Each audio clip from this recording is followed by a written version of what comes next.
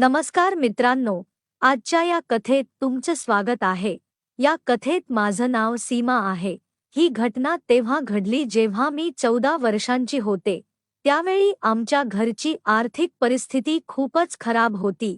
त्यामुळे मी आणि माझी आई कशीबशी आपला गुजराण करत होतो. मी लहान असतानाच माझ्या वडिलांचं निधन झालं होतं. आमच्या घराची स्थिती गंभीर असल्यामुळे माझी 5वीची परीक्षा पूर्ण झाल्यानंतर आईने मला शाळेत जाण्यास रोखलं. मी लहान होते, त्यामुळे घराचं सगळं ओझं माझ्या आईवरच होतं. आई आपली सगळी जबाबदारी पूर्ण निष्ठेने पार पाडत होती. मी आणि माझी आई पंढरपूरच्या एका गावात राहत होतो. माझी आई त्या गावातल्या अनेक घरांमध्ये कपडे धुणं आणि भांडी घासणं यासारखी कामं करत होती. आईने मला शाळेत जाण्यास रोखल्यानंतर ती जिथे कामाला जायची तिथे मला सोबत न्यायची. त्यामुळे मी कायम तिच्यासोबत राहायची आणि तिच्या कामात तिला मदत करायची. आई ज्या घरात कामाला जायची तिथले पुरुष आणि मुलं नेहमी तिला फुसवण्याचा प्रयत्न करायचे. इतकंच नाही, गावातील काही नेते आणि गुंडांनीही अनेक वेळा माझ्या आईला फसवण्याचा प्रयत्न केला, पण तिने कधीही कोणाला महत्त्व दिलं नाही. तिने कधीही कोणाकडे वळूनही पाहिलं नाही. एक रात्री जेव्हा मी आणि माझी आई जेवण आटोपल्यानंतर झोपायला जाणार होतो, तेव्हा अचानक आमच्या घराचं दार कुणीतरी ठोठावलं. आईने मला सांगितलं, "जा बघ, एवढ्या रात्री आपलं दार कोण ठोठावतंय? बघ कोण आलंय." असं सांगून ती तिचं बिछानं लावायला निघून गेली. मग मी आमच्या घराचं दार उघडलं. दार उघडल्यावर पाहिलं की एक चांगले कपडे घातलेला माणूस आमच्या दारात उभा होता. त्याचं वय जवळपास 50 वर्षांपर्यंत दिसत होतं. "काय काम आहे? एवढ्या रात्री आमच्या घराचं दार का ठोठावलं?" मी थोडा रागात त्या माणसाला विचारलं. तो मला पाहून खूप आनंदित झाला आणि हसत बोलला, "भावना." "हो, मीच आहे. तुम्ही कोण?" मी प्रश्नार्थक नजरेने त्याच्याकडे पाहिलं. मला काही कळायच्या आधीच अचानक त्या माणसाने मला उचलून आपल्या खांद्यावर बसवलं आणि आनंदाने म्हणू लागला, "भावना, मी तुझा चाचा आहे. तुझ्या वडिलांचा मित्र, रामली." रामली चाचांची आवाज ऐकून माझी आई तिच्या खोलीतून धावत बाहेर आली आणि त्यांच्या समोर उभी राहून म्हणाली, "रामली." आता माझी आई आणि रामली चाचा एकमेकांकडे पाहत होते. ते दोघं एकमेकांकडे बघण्यात इतके गुंगले होते की त्यांना जगाची काहीच खबर नव्हती. जवळजवळ 2-3 मिनिटं अशीच निघून गेली, पण ते दोघं एकमेकांकडे बघतच राहिले. मग मीच म्हणाले, "आई, हा कोण आहे?" मी रामली चाचांच्या खांद्यावर बसलेली विचारलं. मी हा प्रश्न विचारल्यावरच त्यांच्या दोघांच्याही तंद्री भंगली. मग रामली चाचांनी मला त्यांच्या खांद्यावरून खाली उतरवलं. मी माझ्या आईजवळ जाऊन उभी राहिले. आईच्या चेहऱ्यावर एक विचित्र आनंद दिसत होता. मग आई म्हणाली, "भावना, हे तुझे रामली चाचा आहेत. तुझ्या वडिलांचे खूप जुने मित्र आहेत. यांना नमस्कार कर." मग मी त्यांना नमस्कार केला आणि ते आमच्या घरात आले. रामली चाचा घरात आले आणि येताच त्यांनी माझ्या आईच्या कंबरेवर हात ठेवला. तेव्हा आई लाजली आणि ती स्वयंपाकघरात निघून गेली. जेव्हा मी स्वयंपाकघरात गेले, तेव्हा पाहिलं की आई जेवण बनवायची तयारी करत होती. मला काहीच समजलं नाही. "आपण तर आत्ताच जेवलो आहोत. मग आई कोणासाठी जेवण बनवते?" मी आईजवळ गेले आणि तिला विचारलं, "आता कोणासाठी जेवण बनवत आहेस?" "तुझ्या रामली चाचांसाठी. बेचारे खूप मोठा प्रवास करून आलेत. त्यांना भूक लागली असेल." आईने काळजीयुक्त स्वरात मला सांगितलं. मी म्हणाले, "अच्छा, पण मला एक सांग, हे जर माझ्या वडिलांचे जुने मित्र आहेत, तर आता इथे का आले आहेत?" आई म्हणाली, "अरे, हेही या गावचेच होते. ते इथेच राहत होते. ते तुझ्या वडिलांना भेटायला रोज आमच्या घरी यायचे. तुझ्या वडिलांनी घरी नसतानाही हे मला मदत करायचे. ते खूप चांगले माणूस आहेत. त्यावेळी खूप मजा यायची. आम्ही खूप मस्ती करायचो. तुझा जन्म झाला तेव्हा हे दुबईला गेले होते आणि आज इतक्या वर्षांनंतर परत आले आहेत. ते एकटे राहतात. त्यांचं कोणी नाही, म्हणून ते इथे राहायला आले आहेत. आणि तसंही आता त्यांच्या जवळ माझ्याशिवाय कोण आहे? उद्या सकाळी ते त्यांच्या घरी निघून जातील. हे सगळं आई मला सांगताना खूप आनंदित दिसत होती आणि तिच्या डोळ्यात एक वेगळं तेज होतं. मी तेव्हा लहान होते, त्यामुळे मला काहीच कळत नव्हतं. आईच्या वागणुकीत झालेला अचानक बदल आणि तिने मला सांगितलेलं सगळं माझ्या आकलनाबाहेरचं होतं. आई म्हणाली, "जा, आता तुझ्या खोलीत जा आणि जेवण तयार होईपर्यंत तुझ्या रामली चाचांशी गप्पा मार." आई असं म्हणताच मी माझ्या खोलीत गेले. रामली चाचांनी त्यांचं सगळं सामान माझ्या खोलीच्या एका कोपऱ्यात ठेवलं होतं आणि ते जमिनीवर बसून हुक्का पीत होते. जेव्हा मी त्यांच्या जवळ जाऊन बसले, तेव्हा ते हुक्का पीत पीत माझ्याशी गप्पा मारू लागले. या दरम्यान त्यांच्या बोलण्यांमधून मला कळलं की दुबईत त्यांचं एक मोठं रेस्टॉरंट होतं. त्यांनी त्या रेस्टॉरंटमधून खूप पैसा कमावला होता. पण गेल्या काही दिवसांपासून त्यांना त्यांच्या गावाची खूप आठवण येत होती. म्हणून त्यांनी त्यांचं रेस्टॉरंट विकलं आणि गावात कायमस्वरूपी राहण्यासाठी परत आले आहेत.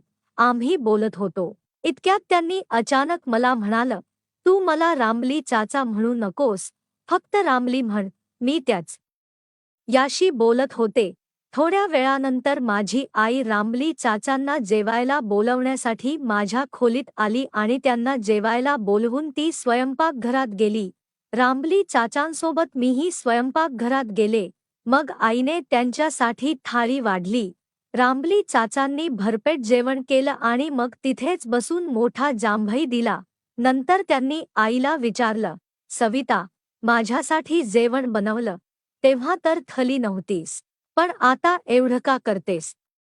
मी कधी थकले होते, जे आता कसं थकणार? आईने त्यांच्याकडे पाहत हलकंसं हसून उत्तर दिलं. त्यानंतर रामली चाचा हसत हसत स्वयंपाकघरातून बाहेर गेले. तेव्हाच आईने मला सांगितलं, "आता तू तुझ्या खोलीत जा आणि झोप. रामली चाचा तुझ्याच खोलीत झोपणार आहेत." मी माझ्या खोलीत गेले. रामली चाचा अजूनही हुक्का पीत होते. मी बिछाना घातला आणि माझ्या बिछाण्याजवळच रामली चाचांचा बिछाना घातला. मग मी माझ्या बिछाण्यावर झोपले. जवळपास 10 ते 15 मिनिटांनंतर रामली चाचा उठले आणि त्यांनी खोलीचं दार बंद केलं. मग खोलीची लाईट बंद करून आपल्या बिछाण्यावर झोपले. मला लगेच झोप लागली. काही वेळानंतर अचानक माझी झोपमोड झाली. मी डोळे उघडले आणि पाहिलं की रामली चाचा आपल्या बिछाण्यावरून उठले आणि खोलीच्या बाहेर गेले. जाणो का, माझ्या मनात उत्सुकता जागी झाली की एवढ्या रात्री रामली चाचा कुठे जात आहेत हे जाणून घेण्यासाठी मीही खोलीच्या बाहेर आले. मी पाहिलं की रामली काका माझ्या आईच्या खोलीकडे जात होते. आता माझं कुतूहल आणखी वाढलं की रामली काका आईच्या खोलीत का जात आहेत हे पाहण्यासाठी मी आईच्या खोलीच्या खिडकीजवळ गेले. त्यांच्या खिडकीचा दरवाजा उघडा होता. मी खिडकीतून आईच्या खोलीत डोकावायला सुरुवात केली. माझी आई आपल्या बिछाण्यावर झोपलेली होती. मी पाहिलं की रामली काका आईला तेच सगळं देत होते, जे आधी बाबा देत असतं. आई आणि रामली काका दोघंही घामाने भिजवून गेले होते. जणू त्यांनी घामात आंघोळच केली होती. त्यांच्या शरीरातून पडणारे घामाचे थेंब बिछाण्यावर पडत होते. दोघंही इतक्या जोरात श्वास घेत होते की त्यांच्या श्वासांची आवाज संपूर्ण खोलीभर ऐकू येत होती. आता मला झोप यायला लागली होती. त्यामुळे मी माझ्या खोलीत परत गेले आणि झोपून गेले. सकाळी जेव्हा माझी झोप पूर्ण झाली, तेव्हा माझं लक्ष रामली काकांच्या बिछाण्याकडे गेलं, पण ते त्यांच्या बिछाण्यावर नव्हते. तेव्हा मला रात्रीची घटना आठवली. त्यामुळे मी पटकन उठले आणि खोलीच्या बाहेर गेले. आईच्या खोलीचा दरवाजा बंद होता, पण खिडकी उघडी होती. मी माझ्या जागेवर बसून आईच्या खोलीकडे पाहत होतो. थोड्या वेळाने मला दरवाजाची कडी उघडण्याचा आवाज आला. त्यामुळे मी उत्सुकतेने पाहिलं. रामली काका आईच्या खोलीतून बाहेर आले आणि त्याच वेळी माझी आईही लवकरच तिच्या खोलीतून बाहेर आली आणि थेट बाथरूमकडे धावली. थोड्या वेळाने आईने मला हाक मारली आणि सांगितलं की मी नहाधुवून तयार व्हावं. मग मी उठले आणि रामली काकांकडे पाहिलं. ते झोपले होते. मी बाथरूममध्ये गेले, अंघोळ करून तयार झाले आणि मग बाहेर आले. जेव्हा मी स्वयंपाकघरात गेले, तेव्हा पाहिले की आई स्वयंपाक करत होती, पण ती खूप आनंदी दिसत होती. तिच्या चेहऱ्यावर ताजेपणा आणि वेगळाच उत्साह होता. मीही तिला मदत केली. काही वेळाने स्वयंपाक झाल्यावर आईने रामली काकांना बोलावले आणि मग आम्ही तिघांनी जेवण केले.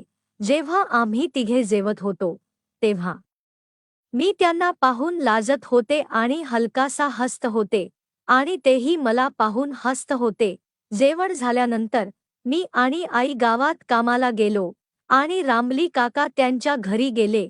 रात्री मी आणि आईने जेवण केले. जेवण संपल्यानंतर मी माझ्या खोलीत जाऊन झोपले. त्याच रात्री माझी झोपमोड झाली आणि मी उठून बाथरूममध्ये गेले. बाथरूममधून परत येताना मला आईच्या खोलीतून आवाज ऐकू आला. तेव्हा माझे लक्ष आईच्या खोलीकडे गेले. त्यांच्या खोलीचा दरवाजा बंद होता, पण खोलीत लाईट चालू होती. मला आश्चर्य वाटले की इतक्या रात्री आई कोणाशी बोलत होती आणि खोलीत लाईट का चालू होती. हे कळण्यासाठी मी त्यांच्या खोलीच्या खिडकीजवळ गेले आणि आत डोकावू लागले. किती वेळ झाला, मी किती वेळ तुमची वाट पाहत होते. आई म्हणाली. रामली काका म्हणाले, अरे, मी गावात माझे रेस्टॉरंट उघडण्याचा विचार करत आहे, म्हणून गावात जागा शोधत होतो. पण त्या जागेचा मालक दुसऱ्या गावात राहतो, म्हणून त्याला भेटायला मला दुसऱ्या गावाला जावे लागले. एकदा का आमची दुकान सुरू झाली की तुम्हाला कधीच दुसऱ्यांच्या घरी काम करण्याची गरज पडणार नाही. तुम्ही गावात रेस्टॉरंट उघडून तुमची इच्छा पूर्ण कराल. पण सध्या माझी इच्छा पूर्ण करा. आई हसत म्हणाली. मग रामली काका म्हणाले, जर तुला तुझी इच्छा पूर्ण करवून घ्यायची असेल तर स्वतः माझ्याजवळ ये. आणि असे बोलल्यानंतर आई लगेच त्यांच्याजवळ गेली आणि त्यांनी तेच केले जे आधीही केले होते. आता खूप रात्र झाली होती. मला खूप झोप येत होती, म्हणून मी माझ्या खोलीत जाऊन झोपले. दुसऱ्या दिवशी सकाळी मी उठल्यावर आईच्या खोलीकडे गेले आणि पाहिले की तिथे कोणीही नव्हते. मग मी आईला शोधत स्वयंपाकघरात गेले, जिथे आई स्वयंपाक करत होती. ती आधीच अंघोळ करून स्वयंपाकात गुंतली होती. कदाचित रामली काका सकाळी लवकर गेले असतील, म्हणून आईनेही लवकर उठून सगळी कामं उरकली असतील. मी बाथरूममध्ये गेले, तयार झाले आणि मग स्वयंपाकघरात आईसोबत जेवायला बसले. त्यानंतर आम्ही दोघेही गावात कामासाठी निघून गेलो. आता प्रत्येक रात्री रामली काका आमच्या घरी येत आणि आईसोबत आतबाहेर गप्पा मारत होते. दिवसभर काम केल्यामुळे मला खूप थकवा यायचा, त्यामुळे मी रात्री लवकर झोपायचे आणि त्यांच्या गप्पा ऐकू शकत नव्हते. एक रात्री जेव्हा मी त्यांच्या गप्पा ऐकत होतो, तेव्हा अचानक मला जोरात शिंक आली. मग मी पळत माझ्या खोलीत गेले आणि 3-4 वेळा जोरजोरात शिंकल्यानंतर मी पुन्हा त्यांच्याकडे परत गेले नाही, कारण मला खूप झोप येत होती. त्यामुळे मी झोपले. काही काळानंतर रामली काकांनी गावात एक मोठं घर आणि त्याच्या शेजारी एक मोठी दुकान बांधली, जिथे त्यांनी रेस्टॉरंटचा व्यवसाय सुरू केला. त्यांच्या दुकानाच्या उद्घाटनाच्या दिवशी त्यांनी मला आणि आईला खूप छान कपडे दिले. आईने कित्येक वर्षांनी साडी नेसली होती, ज्यात ती खूप सुंदर आणि आकर्षक दिसत होती. रामली काकांनी त्यांच्या रेस्टॉरंटचं उद्घाटन आईच्या हाताने करवून घेतलं. उद्घाटनानंतर त्यांनी आम्हाला त्यांच्या घरी राहायला निमंत्रण दिलं. तेव्हापासून मी आणि आई रामली काकांसोबत त्यांच्या घरी राहायला लागलो. आता आई रामली काकांना आपला पती मानू लागली आणि तसंच वागत होती. दररोज सकाळी, दुपारी, संध्याकाळी जेव्हा त्यांना वेळ मिळायचा, तेव्हा आई आणि रामली काका आनंदाने एकमेकांसोबत वेळ घालवत असत. जेव्हा माझं वय लग्नासाठी योग्य झालं, तेव्हा रामली काकांनी माझं लग्न त्यांच्या बहिणीच्या मुलाशी करून दिलं. पण लग्नानंतरही त्यांनी मला आणि माझ्या नव्याला त्यांच्या जवळच ठेवले, कारण त्यांना स्वतःची मुलं नव्हती. त्यामुळे त्यांनी माझ्या नव्याला आपला मुलगा मानलं होतं. आता आमच्याकडे चांगलं आयुष्य आणि सगळ्या सुखसोयी होत्या आणि हे सगळं आई आणि रामली काकांच्या कृपेमुळे झालं होतं. माझं लग्न रामली काकांनी त्यांच्या बहिणीच्या मुलाशी, रोहितशी, धूमधडाक्यात करून दिलं. लग्नानंतर काही दिवसांनी जेव्हा घरचं आयुष्य हळूहळू सामान्य होऊ लागलं, तेव्हा एक दिवस रामली काका आणि माझी आई, सविता देवी, यांनी मला आणि रोहितला बैठकीत एका खास गोष्टीची माहिती दिली. रामली काकांनी सांगितलं, बेटा, तुझ्या आईने आणि मी खूप विचारांती एक निर्णय घेतला आहे. आम्ही ठरवलं आहे की आता वेळ आली आहे की आमच्या नात्याला एक नाव द्यावं. हे ऐकून मी आणि रोहित थोडेसे चकित झालो. रामली काकांनी पुढे सांगितलं, तुझी आई सविता आणि मी लवकरच लग्न करणार आहोत. आम्ही दोघांनी एकमेकांना नेहमीच साथ दिली आहे आणि आता आम्हाला हवं आहे की समाजही आमच्या नात्याला मान्यता देईल. आईच्या डोळ्यात चमक होती आणि रामली काकांच्या चेहऱ्यावर समाधानाची एक मंद स्मित होती. हा निर्णय आम्हाला आश्चर्याचा वाटला खरा, पण कुठेतरी आईच्या डोळ्यात खरी खुशी दिसत होती. रामली काका आणि आईच्या लग्नाची बातमी ऐकून मला जाणवलं की आता आमचं कुटुंब पूर्ण झालं आहे. काही दिवसांनी रामली काका आणि आईने खूप साधेपणाने लग्न केलं, ज्यामध्ये फक्त कुटुंबीय आणि काही जवळचे नातेवाईक सहभागी झाले होते. या लग्नानंतर आमचं नातं अधिक मजबूत झालं आणि आमच्या घरात एका नव्या सुरुवातीचं वातावरण तयार झालं. काळ पुढे सरकत गेला आणि रामली काकांचा रेस्टॉरंटचा व्यवसाय झपाट्याने वाढू लागला. आई रामली काकांसोबत खूप आनंदी होती आणि ते दोघं एकमेकांची पूर्ण साथ देत होते. माझ्या लग्नाच्या काही काळानंतर मला गरोदर असल्याचं समजलं. ही बातमी ऐकून आई आणि रामली काका खूप खुश झाले. त्यांनी माझ्या आणि माझ्या नव्यासाठी एका नव्या घराची तयारी सुरू केली, जेणेकरून आमच्या बाळाचं स्वागत चांगल्या वातावरणात करता येईल. आई आता रामली काकांची पत्नी म्हणून घर आणि व्यवसायाचं संपूर्ण लक्ष ठेवत होती. ती स्वतः खूप आत्मविश्वासाने वागत होती आणि आधीपेक्षा जास्त आनंदी दिसत होती. दुसरीकडे रामली काकांनी माझ्या नव्याला त्यांच्या रेस्टॉरंटमध्ये सामील करून घेतलं होतं, जेणेकरून भविष्यात तो रेस्टॉरंट चालवू शकेल. अशा प्रकारे आमच्या कुटुंबाचं सुख आणि समृद्धी वाढत गेली. काही महिने यांनी माझ्या मुलाचा जन्म झाला, तेव्हा रामली काका आणि आईच्या आनंदाला सीमा नव्हती. त्यांनी माझ्या मुलाला आपल्याच मुलासारखं मानलं. रामली काकांनी तर इथपर्यंत सांगितलं की माझ्या मुलाला ते त्यांच्या संपत्तीचा वारसदार बनवतील. हे ऐकून माझा नवरा खूप खुश झाला, कारण रामली काकांनी आम्हाला आपलं कुटुंब मानलं होतं. आता आमचं जीवन खूप चांगलं चाललं होतं. आम्ही एकत्र सण साजरे करत होतो, हसत खेळत होतो आणि गावात आदर्श कुटुंब म्हणून ओळखले जात होतो. आई रामली काकांसोबत घर आणि व्यवसायाचं लक्ष ठेवत होती आणि मी या मुलासोबत आणि नव्यासोबत आनंदी आयुष्य जगत होते. एक दिवस रामली काकांनी गावात आणखी एक दुकान उघडायचं ठरवलं, जेणेकरून रेस्टॉरंटचा व्यवसाय अधिक प्रसिद्ध होईल. त्यामुळे माझ्या नव्यानेही त्यांना मदत केली आणि आता आमचं कुटुंब पूर्णपणे यशस्वी आणि समृद्ध झालं होतं. आईच्या चेहऱ्यावर नेहमी एक समाधानाची हसरी झळक असायची, जणू तिने आयुष्यात सगळं काही मिळवलं होतं. काळ जसजसा पुढे गेला, आई आणि रामली काका दोघंही वयस्कर झाले, पण त्यांची आपसी समज आणि प्रेम तसंच राहिलं. मी आणि माझा नवरा रामली काकांचं रेस्टॉरंट सांभाळत होतो आणि आमचा मुलगाही आता मोठा होत होता. आम्ही एकख्या आणि आनंदी कुटुंबासारखं आयुष्य जगत होतो, जिथे प्रेम, सन्मान आणि एकमेकांची काळजी घेणं सगळ्यात महत्त्वाचं होतं.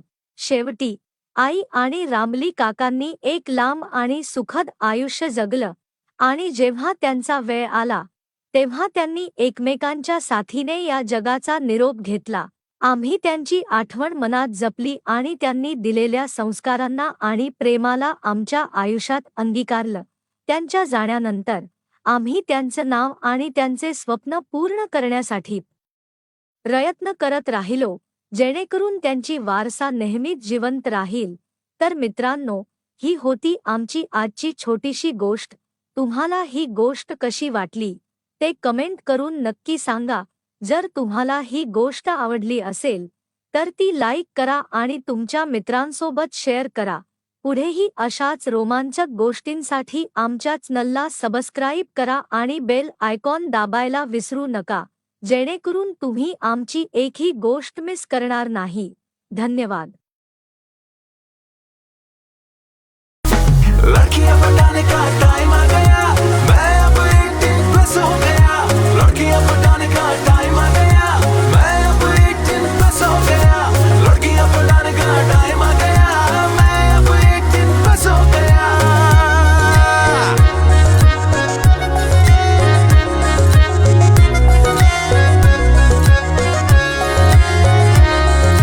दिल ये बात कहता है, हर कुड़ी से प्यार चाहता है।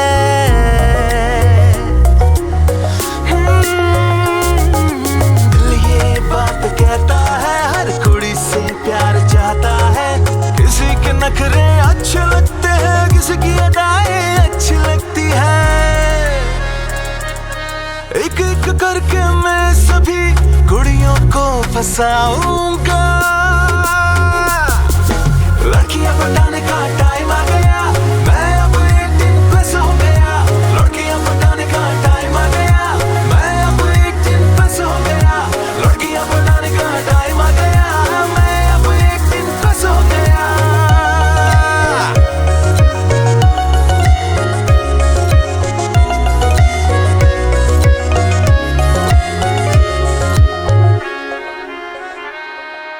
गोरी हो या काली, सबका बनूंगा माली। हे